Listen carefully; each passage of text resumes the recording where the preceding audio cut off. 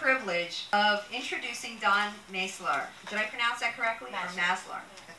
She is an award-winning author, a biology professor, and researcher in the science of love. She's a contributing author at thescienceofrelationships.com, a collection of the leading experts in the field of scientific relationship research. Her work has been featured on TEDx, TEDxEd, and NPR, and you may have seen her last week on NBC South, Florida Today. Nice. Discussing about the science behind Valentine's Day gifts. Give a warm welcome to Dawn Maslar. Thank you. Love biology. Thank you very much. Hi, I'm Dawn. How's everybody doing? Okay, you ready to hear about the science of love? Yes, I'm actually. Yes. Let's hear it. She had asked, the question was, do you understand love, right? Mm-hmm. Yeah, what is love? Yeah. What is love? What is love? There you go. So what is love? Well, I'm hopefully going to tell you what love is. But before I begin, will you give me a few minutes to explain how I got involved in this? Sure. Okay, wonderful. All right, let's see how this works. Oh, right? no. There's a little thing on there. Yeah, you have to. I did the same thing. You're home. I got you. Girl. Okay. I got you. It's a little exit. I know all the technical stuff. Technical difficulties. It's so good to have techie people around. Well, the reason how I got involved in this is because, like everybody, I wanted love. All right, let's see. Can you make sure you speak into the mic? I wanted love. I wanted love. There you go. All right, and I'm going to go this way. Haha, there we go. This is what I wanted. I wanted lifetime love. I wanted a partnership. I wanted somebody that I could walk hand in hand through this life with. Does anybody feel me?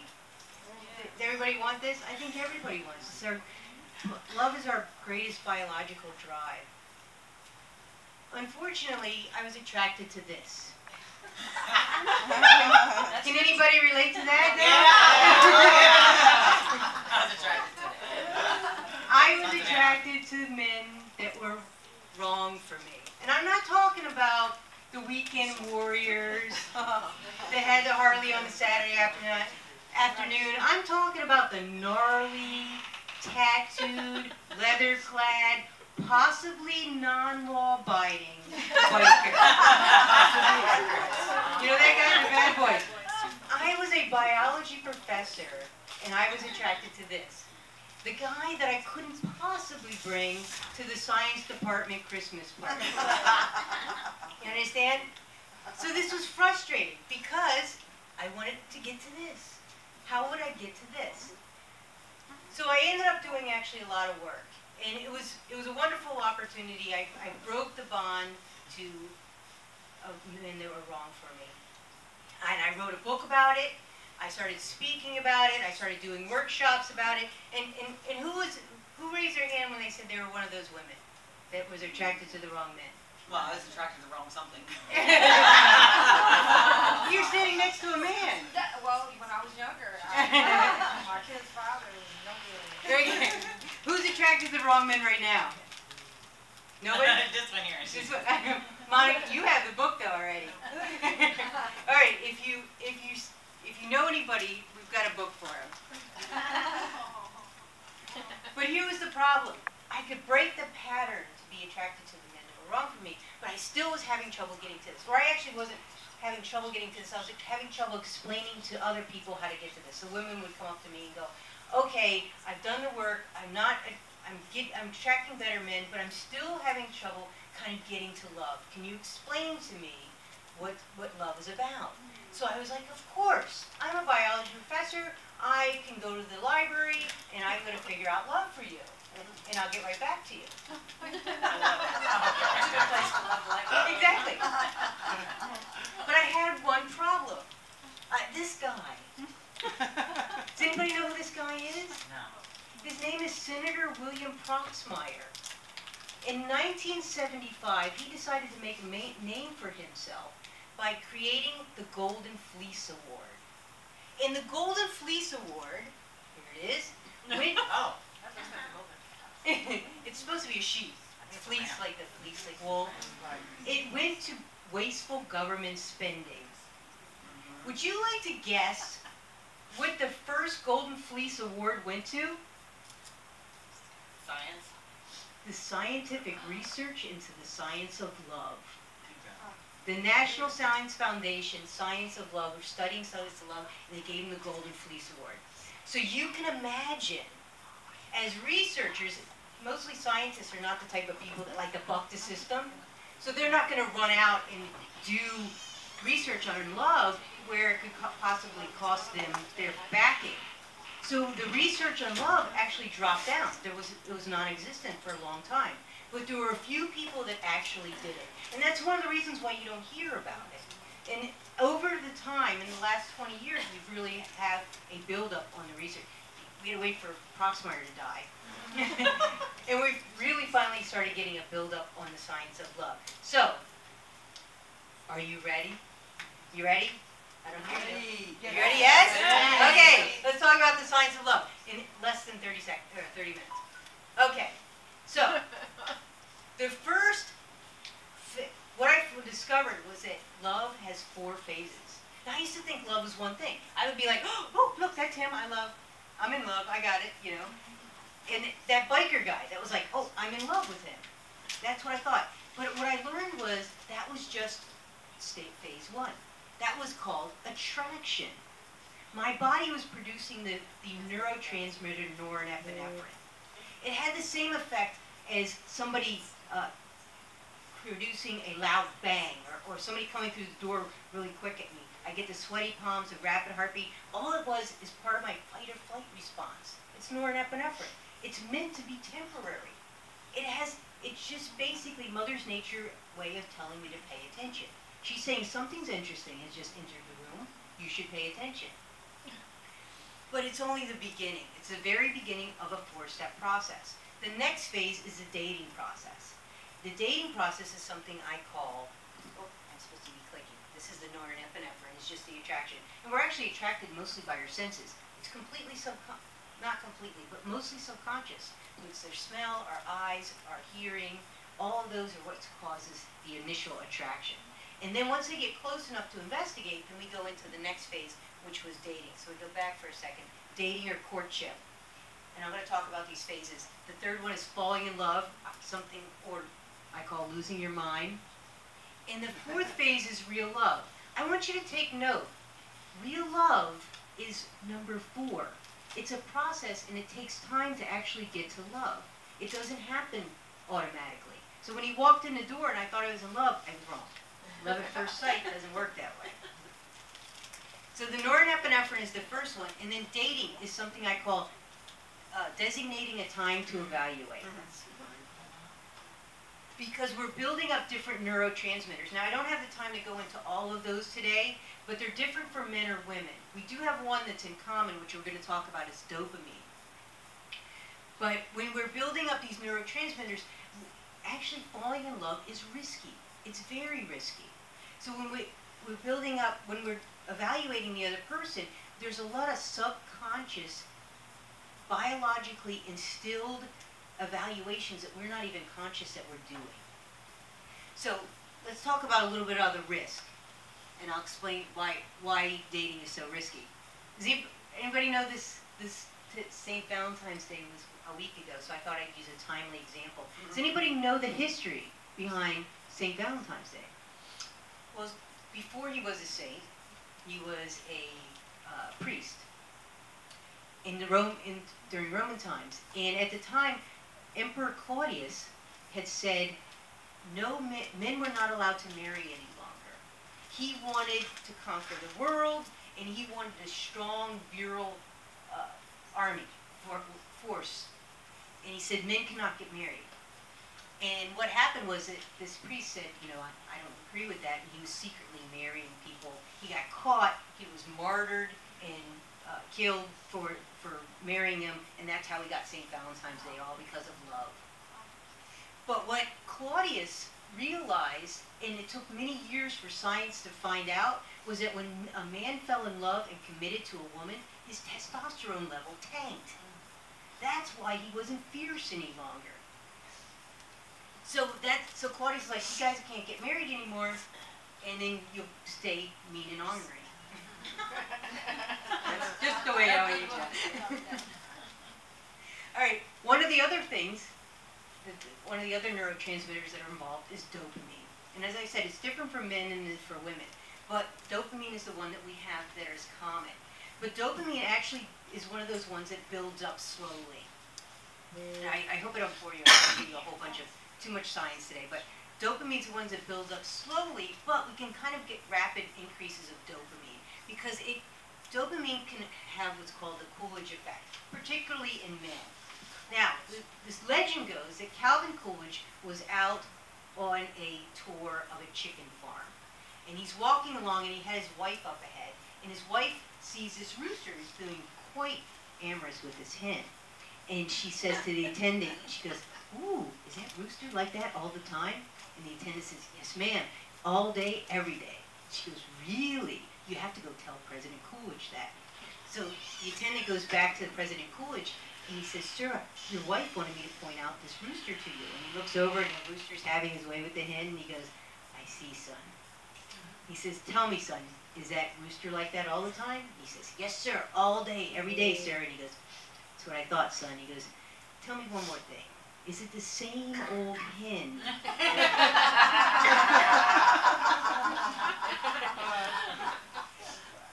He says, "No, sir, it's a new hen every day." President Coolidge says, "Now go back and tell Mrs. Coolidge that."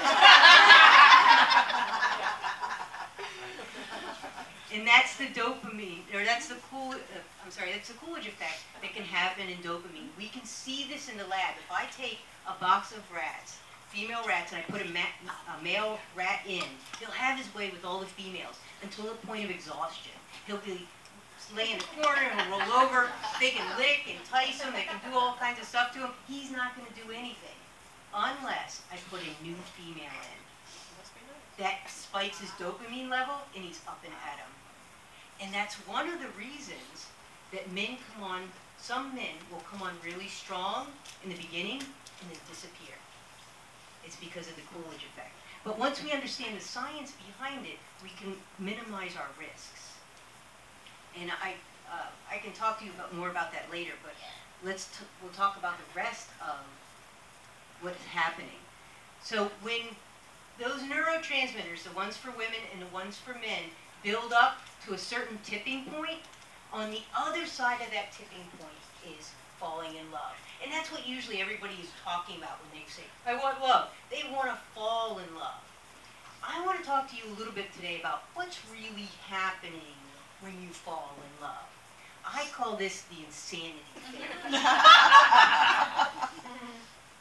And I have good reason. Because when you fall in love, there's all kinds of things going on. First of all, and she had mentioned cortisol. Remember the cortisol? She said that was probably a bad thing.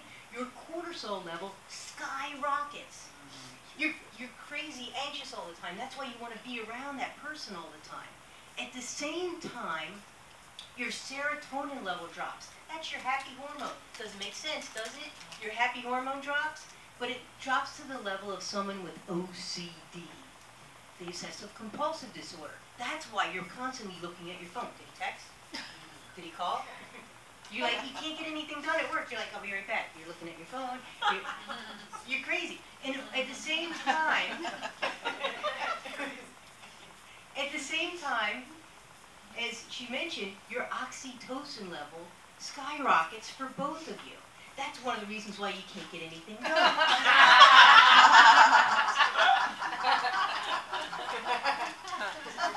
You can't keep your hands off each other. And it's Mother Nature's little trick that's happening to you. But this is nothing compared to what's happening to your brain. This is your brain. This is your normal brain. It's nice and healthy here. This is your frontal lobe. This is what has evolved. This is the pinnacle of human evolution right here. That's the thinking part of your brain. That's the part of your brain that says stuff like, should I steal this woman's wallet? No. Should I go to Sherry's workshop? Yes. Right? When you fall fall in love, that's gone. It's completely deactivated. We can do fMRI studies. It's not there anymore. Sorry. The Lord goes, go to work. You're like, no, I'm in the trunk again. You also lose part of your parietal. Oh, it shakes it up a little bit. You parietal and temporal lobes. Oh my. And you lose a big part. Oh, I keep shaking that up. I'm sorry about that. This part right here, that's your amygdala. The amygdala is the part of your brain that sounds the alarm. That's your watchman. So when something happens that you're like, oh, let's say you're dating somebody and you fall in love quickly, right? And you look in his trunk and you see a shot-off shotgun in a black leather mask or a black ski mask. Your amygdala doesn't work. You're just like, oh. He does winter deer hunting. Not only does it not bother you, you praise him for his conservation efforts. He's just so sweet. He's helping those poor deer out by thinning out the herd. He's a wonderful man. That's the problem with love. That's the problem when you fall in love too quickly. And that's one of the reasons why dating becomes so important. But oftentimes we don't want to date, we want to run right into love. But that's what happens. I don't like the way this keeps doing that. Okay. So, but fortunately, falling in love has a time limit. That phase of love has a time limit. And a lot of people, here's the sad thing is, a lot of people, relationships end before they ever get to real love. The majority of the United States divorce, the largest portion, before they ever really get to real love in the time frame. Because there's a certain time frame when it comes to love. So it's really sad. What happens is that people wake up, and when you're in love, remember those parts of your brain that shut off? When you go into real love, they come back. So those parts of your brain, this part of your brain is the ventral medial prefrontal cortex that we lost. That's called your judge. So you're not judging that person anymore. Or you weren't when you were in love. Everything was charming. Now, all of a sudden, it's alarming. He was, yeah, exactly. He was so sweet, but now he smacks his lips when he eats. You're like, what happened? There was this great guy I was with, and who are you? Because you got your brain back. But this is where real love kicks in. This is the good stuff. Remember I told you your cortisol level skyrocketed? You cannot live with high cortisol level because it suppresses your immune system.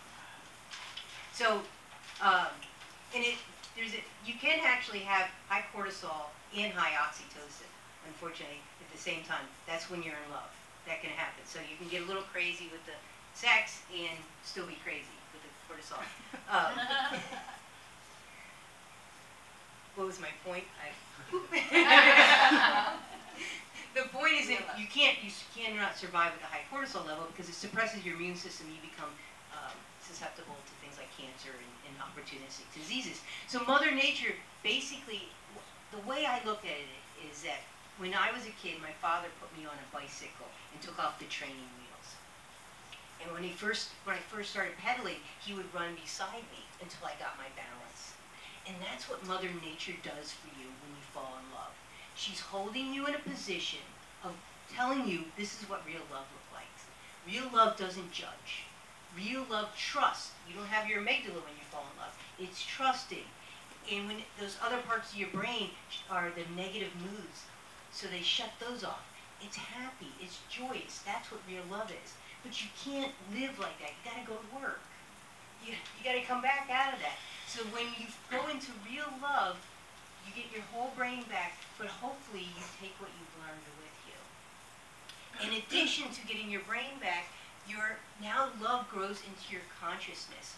Before, a lot of the activity was in the primitive part of your brain. So now that we got our prefrontal cortex back, we're moving into here. It occupies areas of your brain that have morals, ethics. fMRIs show that it's the same it shares neurotransmitters, or neurons, with unconditional love and maternal love. This is a whole brain nurturing love. That's why people that are in loving relationships live longer. And also, it occupies parts that are associated with compassion and empathy. Both of those go up. And we have what are called mirror neurons. Mirror neurons become activated. They learned about mirror neurons with monkeys, where a monkey would grab something, and a certain part of the brain would ignite. But if the monkey saw you grab it, a certain part of the brain would ignite, the same part. So they realized that not only do you learn by doing something, you can learn by watching other people do something. And I think that's probably what she was talking about, when you can look in somebody's eyes and you can feel the love. When your mirror neurons are going off, when you're looking at someone, or you're acting loving, and that's the key here. When you're being loving, love now becomes a practice. When you are practicing love, the person that you're practicing love with, or the person around you, picks up on that love and mirrors it back. That's now, prior to this, love was pretty much selfish. It was in the selfish part of the brain. And now it becomes more of a practice where you're giving. And people kind of go, you know, if he's not loving me, I'm going to pull back. And the problem with that is that gets mirrored back also. So next thing you know, you're both pulled back and you're in different corners of the house and nobody's talking anymore. By being loving, you're actually creating more love in that other person, which gets back to you, and it goes back and forth. But here's the really cool thing about mirror neurons. It's not just affecting you and the other person. It's affecting all of us. That's why we love those romantic movies, because we all get a boost of that romance and that love when we see other people being loving. It's because of the mirror neurons. So in that way, what happens is when you find love, you're not only finding love for yourself, you actually expand love in the world.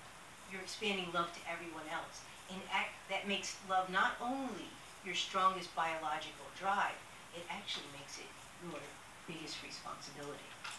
So thank you for letting me talk. Do I have a, nope. And this is my website if you wanted to learn more. And I did wanted to